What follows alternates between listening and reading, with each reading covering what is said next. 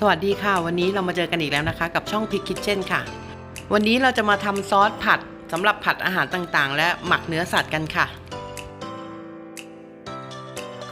เราจะใช้น้ำปลา400มิลลิลิตรนะคะ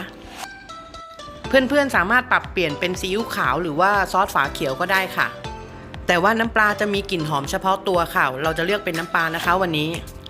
ตามด้วยซอสหอยนางรมค่ะ 2,000 กรัมค่ะ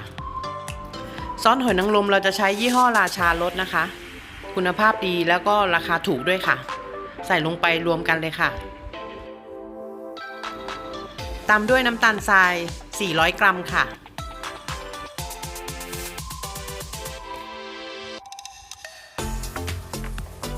และผงปรุงรสเราจะใช้ของรสดีรสไก่นะคะเพราะว่าลูกค้าเราจะเป็นชาวมุสลิมด้วยค่ะ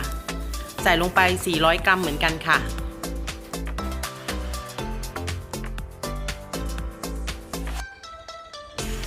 ซอสตัวนี้เราจะสามารถเก็บได้นานเลยค่ะเพราะเราจะใช้กระเทียมผงนะคะใส่กระเทียมผงลงไป50 กรัมค่ะ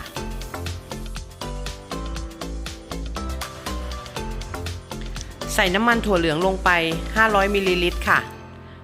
น้ำมันนี้เป็นน้ำมันสำหรับผัดนะคะถ้าเป็นน้ำมันปาล์มจะสำหรับทอดค่ะทีนี้เราก็มาคนส่วนผสมให้เข้ากันก่อนเปิดไฟค่ะในขณะที่ตั้งไฟเปิดไฟแล้วนะคะเพื่อนๆต้องคนตลอดเวลานะคะไม่อย่างนั้นมันจะติดก้นหม้อได้ค่ะเมื่อซอสเดือดแล้วนะคะเราก็ทิ้งไว้ให้เย็นแล้วก็กรอกใส่ภาชนะเก็บไว้ได้เลยค่ะเก็บไว้ได้ในอุณหภูมิปกติค่ะเก็บได้นานด้วยตอนนำไปใช้เราจะใช้เพียง1ช้อนโต๊ะนะคะสำหรับเมนูผัดอาหารต่างๆซอสตัวนี้เราจะไม่ได้ใส่พริกไทยแล้วก็ซีอิ๊วดำนะคะเพราะว่าอาหารบางอย่างมันไม่มีส่วนผสมของซีอิ๊วดำค่ะตอนที่ปรุงอาหารเพื่อนๆก็ไปใส่เพิ่มเติมเอานะคะที่ร้านเราจะใช้ซอสตัวนี้ในการทำผัดกะเพราไม่ใส่พริกค่ะโดยที่เราจะผัดกะเพราไก่ครั้งละ3 กิโลขึ้นไปค่ะ